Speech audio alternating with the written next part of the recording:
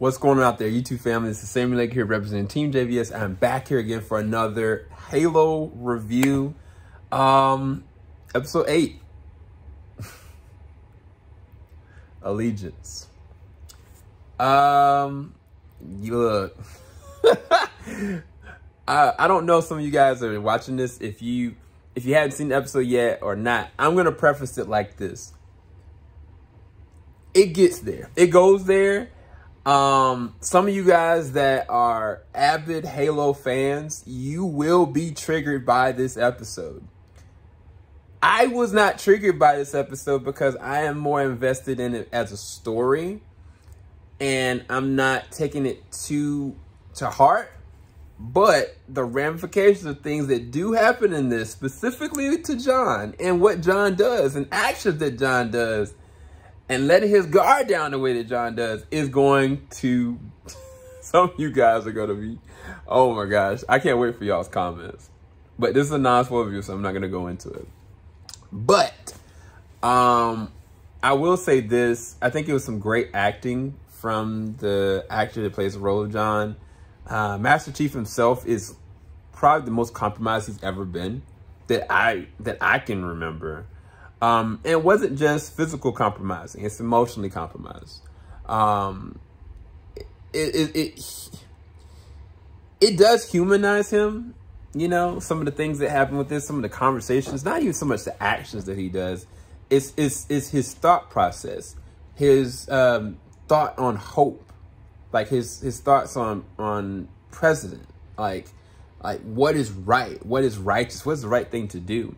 The character McKay, she goes through a metamorphosis as well, and they open up layers to her that I did not suspect. Like I found myself, I can't believe I'm saying this, I found myself liking her character. I was intrigued by her on an emotional and a psychological level, because psychologically she has every reason to, you know, do what she's been doing based on what we've seen. It's just for the first time she's being challenged, and it's not just a physical challenge, it's not just a threat. Like there was a moment in the episode before where, well, no, it was this episode where there was a dog that kind of comes at her. She immediately takes her little, you know, lightsaber fingernail, ready to strike this thing down. But the most dangerous being around her, which is John, she really is not scared of him. She really isn't. And it's fascinating. It's so fascinating because they're not just kindred spirits. It's like they're connected. I would have liked for them to take an angle differently, maybe like a brother-sister kind of thing, but whatever.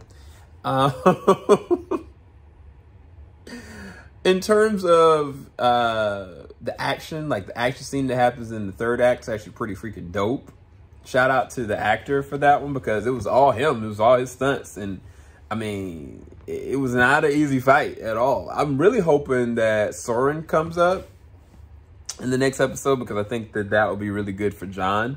Kai definitely steps up. Like the way they used Kai in this episode was actually hilarious. Like having her kind of like bench press a lot of stuff and like rally behind the troops. Like she's really becoming one with them, even though she's doing things out of character and she's doing things that kind of would be, you know, I mean, you're a Spartan, bro. You should know better. You shouldn't do it that way. But you know, she's also a soldier. She's also human now. She's very much so human, and it's just fascinating to see where this is going, because there was a question that happens in the third act, like in that fight, and it's just like, oh, humanity is deeper than what we believe. The person that is the real villain of the story is Halsey, bro. Halsey takes this whole situation, that's the best way I can say it, a situation, and she destroys it, like with levels of doubt and manipulation. And it's kind of like, I would have liked to see how it panned out anyway, to be honest with you, but it didn't. And it just, the thing about the tension in the very second and third act is great. Like the tension, like the way that they're spinning this, I was just like, this is freaking phenomenal. Congratulations. I loved it. I really did love the transition. Again, the first act doesn't really necessarily bother me, but I am cognizant of some of you guys and how you perceive Master Chief and, you know, like him wearing his suit or not. I will say this. I bet you that Joker gonna wear his suit more often after this episode. He better not be caught slipping not wearing a suit next. Anyway, we'll get to that a little bit later on. But in terms of the episode, I really did enjoy this episode, and it leaves me to believe, like, man, I don't know where this is about to go. But they almost, in my opinion, they make McKee like very vital to the progression of the story outside of what my perception was. She was just connected to the flood. That was all I thought. But they've made her very vital in a lot of different ways. But they could take a stupid route where it's like a sacrifice thing's got to happen. I hope they don't go down that road. I think that her character's too interesting to do something like, it's weird. Like, Quan, I don't see where she contributes to this story.